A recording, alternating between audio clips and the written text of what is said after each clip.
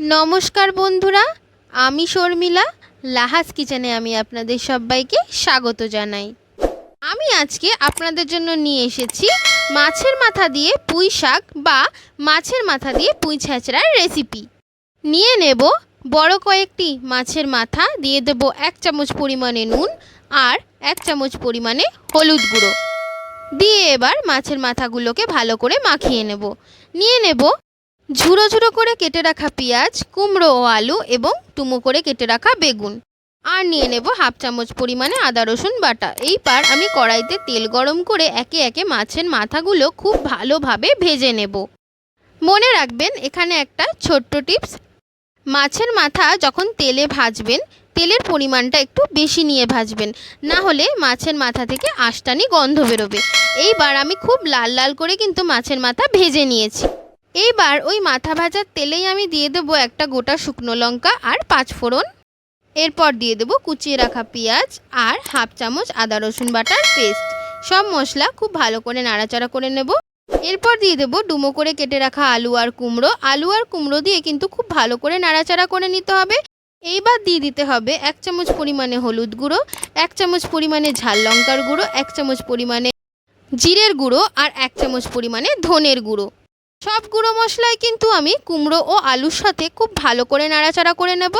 আলু আর কুমড়ো একটু মজে গেলে দিয়ে দেব ডুমো করে কেটে রাখা বেগুন। এবার বেগুন দিয়েও কিন্তু খুব ভালো করে নাড়াচাড়া করে নিতে হবে। বেগুন দিয়ে নাড়াচাড়া করে হালকা সব সবজি মজে এলে দিয়ে দেব আগে থেকে পরিষ্কার করে ধুয়ে রাখা পুঁই শাক। দেখুন পুঁই শাক দেওয়ার পর আমি এবার ঢাকনা দিয়ে দেব। ঢাকনা দিয়ে শাক সেদ্ধ হতে দেব মিনিমাম 10 মিনিট। 10 মিনিট পর ঢাকনা খুলে দিয়ে দেব 1 চামচ নুন, 2 চামচ পরিমাণে চিনি আর নুনও কিন্তু আমি শাকের সাথে খুব ভালো করে নাড়াচাড়া করে মিশতে দেব। আমি নুন আর চিনিটা কিন্তু সম্পূর্ণভাবে লাস্টে দিয়েছি, যাতে ফ্লেভারটা কিন্তু একদম অনুষ্ঠান বাড়ির মতো লাগে। এইবার আমি দিয়ে দেব আগে থেকে ভেজে রাখা মাছের মাথাগুলো আমি খুন্তির সাহায্যে একটু একটু করে ভেঙে পুরো শাকের সাথে কিন্তু মিশিয়ে নিয়েছি।